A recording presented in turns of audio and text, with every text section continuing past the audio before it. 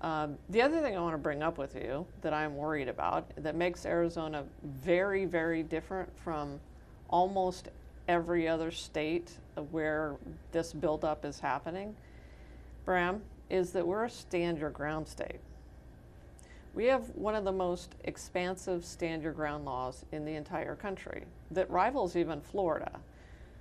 We also have a lot of guns in Arizona. We're a gun culture in this state.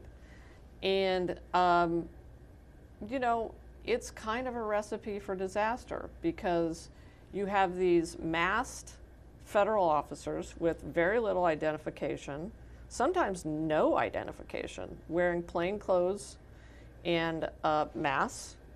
And we have a stand your ground law that says that if you reasonably believe that your life is in danger and you're in your house or your car or on your property, that you can defend yourself with lethal force. I want to be careful with that and understand what you're saying because you know how that could be interpreted. Well, but it's the fact.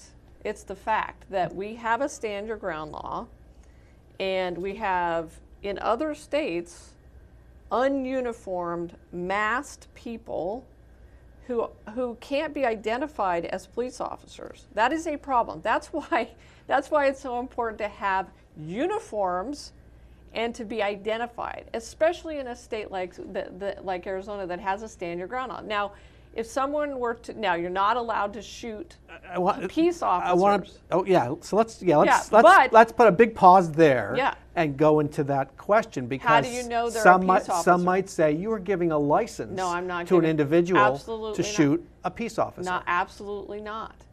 But how do you know they're a peace officer?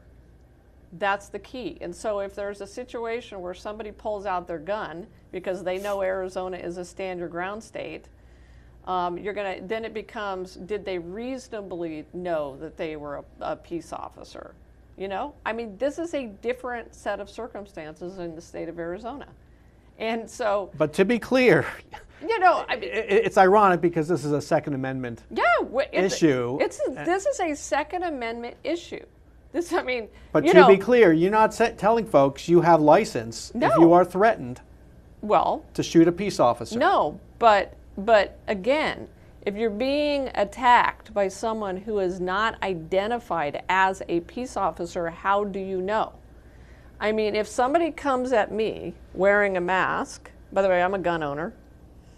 If somebody comes at me wearing a mask and I can't tell whether they're a police officer, what am I supposed to do? Honestly, Bram, look what happened in Minnesota to the two legislators, one of whom was killed by a guy impersonating a police officer. That is why this is so incredibly incendiary. And again, it's a situation being caused by ICE and the federal government. And we are a stand your ground state. So it creates this combustible situation.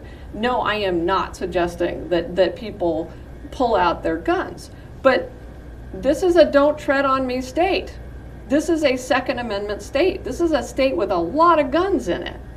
And we have a law on the books that the Republican legislature passed that says you have the right to defend yourself if you reasonably believe that your life is in danger, except when it involves a police officer. But we also have a federal government that is putting officers on the street without any identification. That is combustible. I mean, it's got all the makings for, shootout at the OK Corral all over again.